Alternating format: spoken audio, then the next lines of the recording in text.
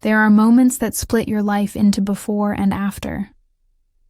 For me, it was a Tuesday afternoon, standing barefoot in the kitchen, hair wet from a rushed shower, holding a letter I hadn't asked for, an envelope so delicate it almost felt like a trick.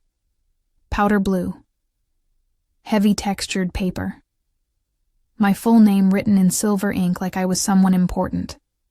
I was expecting maybe a thank you note, a late holiday card. I don't know. Something harmless. But inside was a wedding invitation, and on that invitation were the names: Lily Ann Porter and Jason Elias Moore, my sister, and my ex. My knees didn't buckle, but I remember gripping the countertop. The paper trembled in my hands. I read it again, because surely I had misread something. Maybe it was a different Jason, a coincidence. But no. The date matched the one Lily said she was saving for something big. The venue, the vineyard Jason and I once talked about visiting. The groom, his name, bold and elegant in script, burned into my brain. Jason. My Jason. The man I spent 3.5 years building a life with. The man I cried over just 6 months ago. And now he was marrying my sister. Not only that, they wanted me there. Not as a guest. Not as a family member watching from a distance. No. Will you be my bridesmaid? It was written inside the card, in Lily's handwriting. There was even a drawn heart beside it, like this was normal, like it was kind. Stood there, the fridge humming behind me, the room silent except for the rapid pounding in my chest. My mouth had gone dry. There were no phone calls, no conversations, no apologies. Just this. A polished envelope dropped into my life like an axe. A wedding. A celebration. And I was being asked to smile in a dress while she walked down the aisle to the man who broke me. Lily didn't call. Not that night. Not the next morning. Not even a single, "Hey, I know this is weird, but..." Nothing. Instead, she texted, just a string of emojis and sparkle-filled excitement like nothing had happened. Lily. OMG, did you get it yet? I'm freaking out. You're going to look so good in champagne pink. No explanation. No, sorry, this might hurt. No, can we talk? Just a color-coded command to match the other bridesmaids and pretend my world hadn't just cracked open. I stared at the message, thumb hovering over the screen. I wanted to scream, to demand answers, to ask how she even had the nerve. But I didn't reply.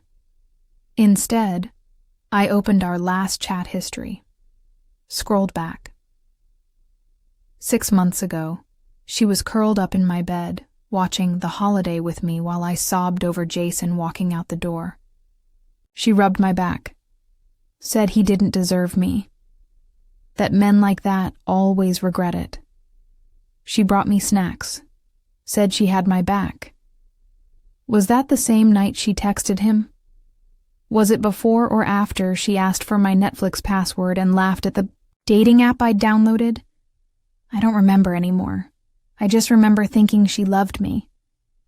At-home dinner that night was like living in a lie I couldn't wake up from. Mom was making her usual Tuesday pasta. The smell of garlic and tomatoes filled the kitchen. Dad was in the garage, probably fixing something that didn't need fixing. Lily? Upstairs. Humming. I walked in like I wasn't on fire inside. Mom looked up from the stove. Oh, good. You're here.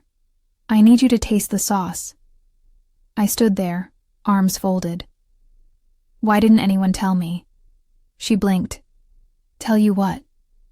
You know what? I said quietly. Mom exhaled, stirred the sauce a little too slowly. Sweetheart, it's complicated. Things just happened. You and Jason broke up. He dumped me, I said sharply. Yes, but it wasn't working. And Lily didn't plan it. They just fell for each other. Did they fall while she was living on my couch? While I was crying in my own room? Her jaw tensed. This tone isn't helping. I let out a bitter laugh. What would help, Mom? Should I just show up smiling in a dress, clap when they kiss, and pretend I wasn't supposed to marry him first? She turned the burner off. Emma, you're making this about you when it's her moment. I nearly dropped the spoon I was gripping. My face flushed so hot it stung. She wants you in the wedding, Mom said, quieter now. That means something. Don't punish her for falling in love. Falling in love. Like love was a car accident she stumbled into. My phone buzzed in my pocket. Another text. Lily. I booked our dress fitting. Saturday at 11. Don't be late. Later that night, I lay in bed staring at the ceiling. Jason used to sleep here. His side of the bed still felt different, colder somehow, like the room. Remembered him even if I tried not to.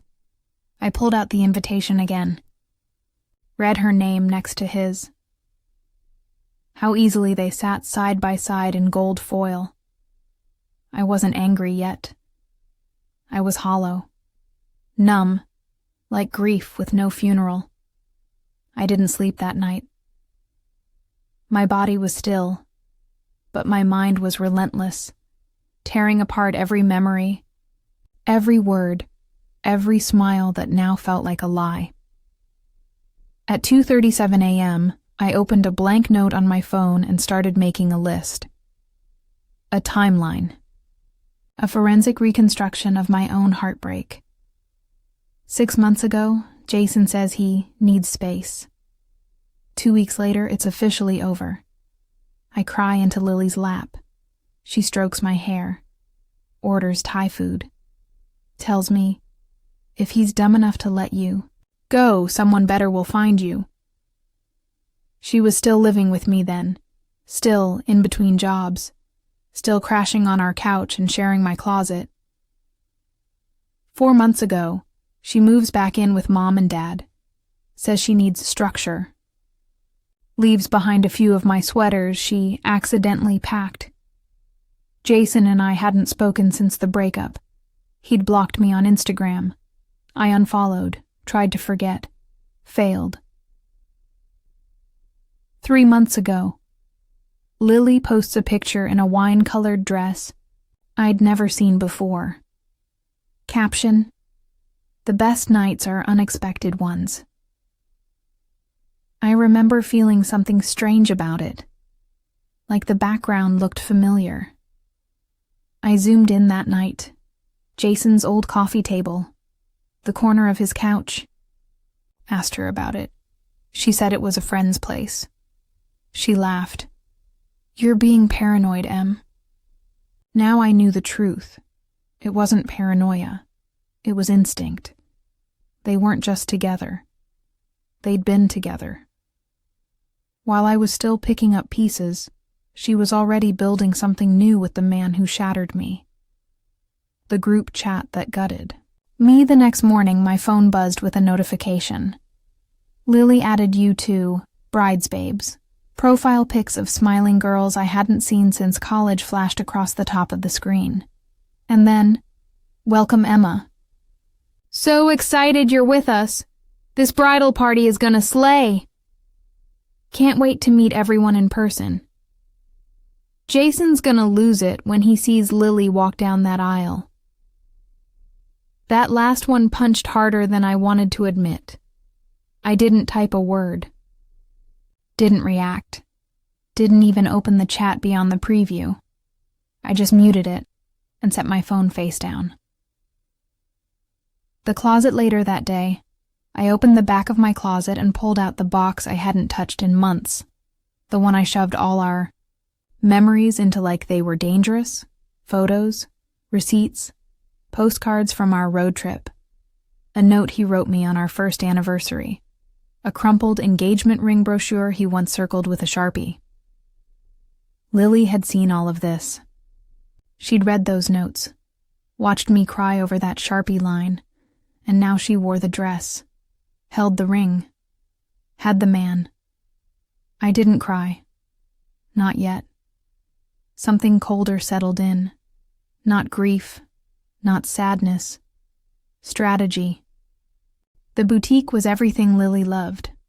Delicate chandeliers, plush pink velvet seating, a glass table of sparkling refreshments no one touched, and an atmosphere so smug with elegance, you could practically hear it judging you. I didn't want to go, but Lily had texted 3 times that morning. Don't forget, 11 a.m. at Blissful Gowns. I told them you're my sister, so they already pulled your size. Don't be late. The others are all excited to meet you. This really means a lot to me. I want you there. Please. I should have said no. I had every right to. But something inside me needed to see it. The show. The delusion. The face she'd wear when I walked in. So I showed up, 10 minutes early. In black jeans, a plain sweater, and no makeup. Let her sparkle in her fantasy while I reminded her who she really hurt. The boutique girl greeted me like I was the bride. Emma? The sister. Oh my gosh, Lily talks about you so much. She says you're her rock. I didn't smile. She must be confusing me with someone else. She laughed awkwardly and stepped aside. And there they were, the bridesmaids. Glossy-haired, glowing and giggling over the champagne satin swatches draped across their arms, like it was some sacred ritual. Lily spun around when she saw me. You came! She ran over and hugged me like we hadn't spoken in months. I didn't move. She pulled back and beamed. Isn't this place amazing? I wanted something timeless but fresh. You know how picky I am. I nodded slowly. Yeah, you always know what you want. Her face flickered for a second, like she heard the edge in my tone, but then she was back to grinning. Okay, so we're doing 6 bridesmaids total. I kept it small, just my closest girls. You, obviously. Obviously. The moment, we stood in a half circle in front of the floor-length mirror. The consultant brought out the dress, a silky, champagne-colored column gown with spaghetti straps and a plunging back. Too pale for my skin tone. Too clingy for comfort. Too perfectly curated to keep me from standing out. It's giving romantic goddess vibes, one of the girls said. Lily clapped. Right? And wait till you see the shoes. I changed in the curtained fitting room, every movement robotic. As I pulled the dress over my shoulders, something twisted in my chest. I stepped out. Everyone gasped. Phones clicked. Compliments flew. But Lily just stared. You look amazing, she said. But it didn't sound like a compliment. It sounded like regret. Like maybe for the first time, she realized I wasn't going to fade into the background. At her wedding. Jason's going to freak when he sees the lineup, one of the girls joked. I smiled, really smiled, for the first time in days. Oh, I'm sure he will, I said. He always liked this color on me. Silence, a beat too long. Then Lily laughed, too loudly. I turned back to the mirror and caught her eyes in the reflection. She was rattled. Good. The curtain. Whisper after the fitting, as everyone buzzed over shoes and lip colors, Lily pulled me into the corner by the dressing rooms. Hey, she said softly. Thank you. For today. I know this isn't easy. I tilted my head. Is that what you'd call it? She winced. I didn't plan it, Emma, I swear. Jason and I. Things just happened. We connected. While he was with me? I asked, voice low. Her mouth opened, then closed. We never meant to hurt you. But you did, I said, meeting her gaze. And you kept going. She looked down. I thought maybe, if you stood with me, it could mean we were okay, that we could move on. I leaned in just enough that only she could hear. I'm standing there, Lily. Don't worry. But I promise you, you won't forget it. I walked away before she could speak. After the fitting, Lily started treating me like I was made of glass. Too fragile to push. Too dangerous to ignore. She didn't text me as often. Didn't tag me in the bridesmaid group photos. Didn't bring up the wedding and family conversations unless she had to. But when she did, it was always with this syrupy tone, like she was trying to coat guilt in sugar. We're doing the final cake tasting next weekend. You can come, right? I mean, it's totally fine if you're busy. I was never busy, but I said I was. She was performing kindness, not offering it, and I was done applauding. The Bachelor Registry one night, I opened the link to their wedding website. I hadn't looked at it until then. LilyandJasonForever.com. The title alone made my stomach turn. There was a picture on the landing page, taken in front of the exact vineyard Jason and I once visited together. I remembered the bench, the tree, the conversation about maybe proposing there when the time is right. Now it was their place. They had an "Our Story" section too, from friendship to forever. We were both healing when we found each other. Healing. From me, I assumed. Jason was Lily's sister's ex-boyfriend, but love doesn't follow rules. After months of reconnecting, they knew. My jaw clenched. Reconnecting was a cute word for betrayal.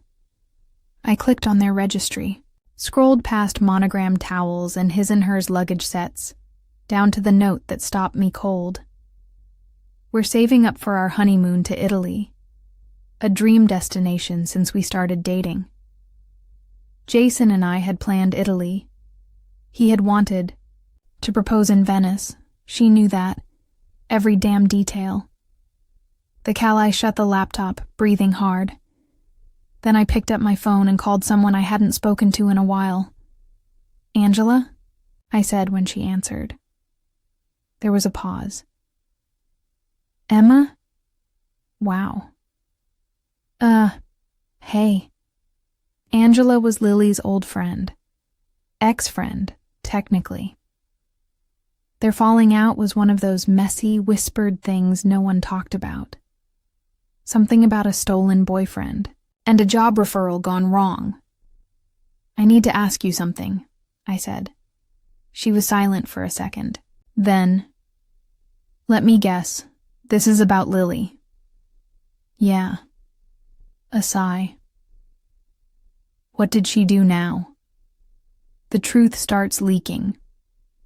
We met the next day at a coffee shop downtown. Angela looked better than I remembered, confident, collected. The opposite of the anxious girl Lily used to boss around like a prop. She sat across from me, sipped her chai latte, and gave me the look of someone who's been waiting for the moment someone else finally saw it too.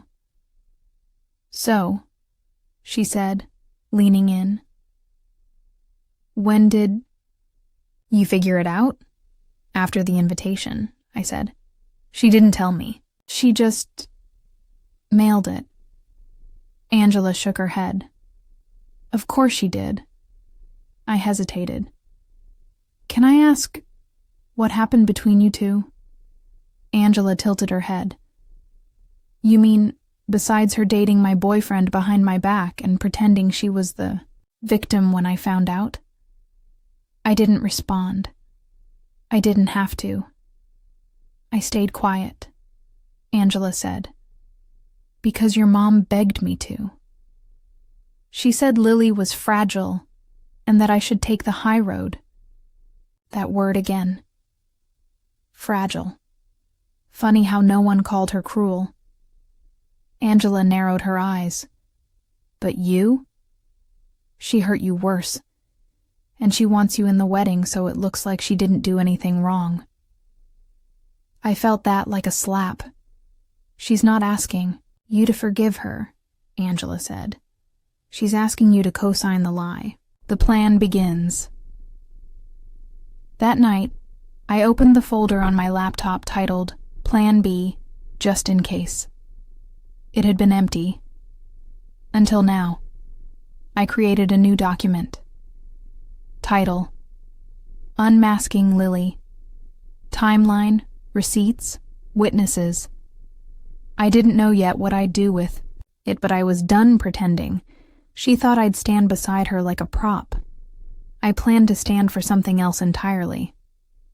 Angela didn't just come with stories. She came with screenshots, old texts from Lily. Messages sent months ago that painted a very different picture than the fairy tale Lily was feeding everyone. One in particular stopped me cold. Lily. I swear, she's not even sleeping with him anymore. I don't feel bad. Angela. You mean Emma? Your sister? Lily. They're on a break. It's not like they're married. Besides, I'm way more his type. The timestamp on that message? 2 days after Jason and I broke up. 2 days. She hadn't even waited for the bruises to fade before crawling into the space I left behind. Angela scrolled further, showing me a thread where Lily bragged about manipulating Mom. How she cried and said I'd never approve, so their parents should support her instead. I copied everything into a folder, organized by date. Then I thanked Angela, and as she stood to leave, she paused. You know she's not doing this because she loves him, right? She said. She's doing this because you had him first. I nodded once. I already knew. Meanwhile, in Bridesmaid land back in the Bridesbabes group chat, the girls were gushing about the bachelorette weekend. Lily had chosen a coastal resort spa, yoga, wine tastings, private chef. Of course she had. Lily. Can't wait for our sunrise sister ceremony on the beach. Emma, you better cry, Lowell, cry. Not likely. I didn't respond. I just screenshotted the message and added it to the folder titled Performance versus Reality. The tension begins to show. A few days later, Lily FaceTimed me. She didn't even start with hello. Can I ask something? Without you getting mad? She said immediately. Too late, I said. She sighed. I heard from Mom that you've been asking around, talking to Angela. Why? I raised an eyebrow. Why do you think? Her smile cracked just slightly. You said you were okay being in the wedding. No, I didn't. I said I'd stand there. That's not the same thing. Emma, she said, softening her voice. Can we just move on? Please? I want this day to be perfect. You want it to be pretend? Her face tightened. You're my sister. And you use that to justify stealing from me. I didn't steal anything, she snapped, the sweetness gone. Jason left you and walked straight into your bed. Silence. Then, like a switch flipping, She smiled again. Look, I'm just going to ignore that. Emotions are high. We're all stressed. But I love you, and I know you'll do what's right. I stared into the screen and said nothing, because I was already doing what was right. Just not for her. The ball. USB drive that night. I drove to the copy shop near campus. I printed the screenshots, put them in order, created a private folder online with backups. Then I loaded it all onto a small black USB drive and labeled it with a single word: truth. I didn't know where I would use it yet. At the rehearsal dinner? At the wedding? Or maybe somewhere even more painful. But I knew this. Lily's story only worked if I stayed silent. And silence was the one thing I didn't owe her anymore. The Bachelorette. Weekend passed in a fog of curated champagne smiles and ocean-filtered selfies. Lily kept the schedule tight. Massages, beach yoga, matching robes. Always a camera nearby. Always a stage. She barely looked me in the eye. But I saw it. The stiffness in her shoulders when I laughed with the other girls. The way her smile twitched. When someone said, "Emma, you're so calm. It's like nothing phases you." She had no idea what I was building. The rehearsal dinner. 2 nights before the wedding. Long tables dressed in candlelight. Clinking glasses. A slideshow of Lily and Jason that made the guests weep. My name? Not mentioned once. I watched her from across the table. Her hand in his. Her perfect white dress clinging like a second skin. Jason looked duller than I remembered. Older. Or maybe just more hollow. The toasts began. One by one, voices lifted her like a saint. Then it was my turn. Lily stood and smiled, expectant. My sister, my bridesmaid of honor, Emma. I rose slowly, walked to the front, and took a breath. I wasn't going to speak tonight, I began. I didn't think I could find the words. But someone once told me that silence is permission. And I've been silent long enough. The room shifted. Lily's face stiffened. Jason looked confused. When Lily first asked me to be part of this wedding, I didn't know what to say.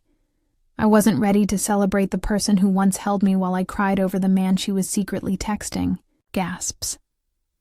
Jason sat up straighter. What is this? I turned to him. Did you know she bragged about it to her friends? Said I wasn't sleeping with you anymore so she didn't feel bad? He blinked. What? She told Mom to keep it. Quiet. Said she was the fragile one. That I'd get over it. My voice didn't shake. Not once. Lily didn't fall in love, I said. She followed behind me. Into my relationship. My memories. My life. And now she wants me to wear a dress and smile like it never happened. I reached into my clutch. Pulled out the black USB. This has all the receipts, texts, dates, screenshots. If anyone wants the truth, I'll leave it on the table. Turned to Lily. You asked me to stand by your side, but I think you meant behind you. In your shadow. Always a step behind. I set the microphone down and walked away. The fallout. They tried to chase me down that night. Jason called. Twice. I didn't answer. Then I saw his Instagram go dark the next morning. The wedding was canceled. The venue never posted the photos. The registry was locked. Her Pinterest board. Gone. Mom called 3 days later. She started to cry. I let her. I didn't know, she whispered. You didn't want to know, I said gently. Then I hung up. 1 year later, I moved out of state. Got a new job. Found a small apartment with big windows and no shared closet. I still don't follow Lily. I never will. But one day, I got a letter in the mail. No return address. Inside, a photo. It was me. From the dress fitting, standing in front of the mirror, confident, unshakable. On the back, someone had written, "That was the moment you took your power back." She thought it was her story, but it was always yours. I burned the photo that night. Not out of anger, out of closure. And then I slept better than I had in years.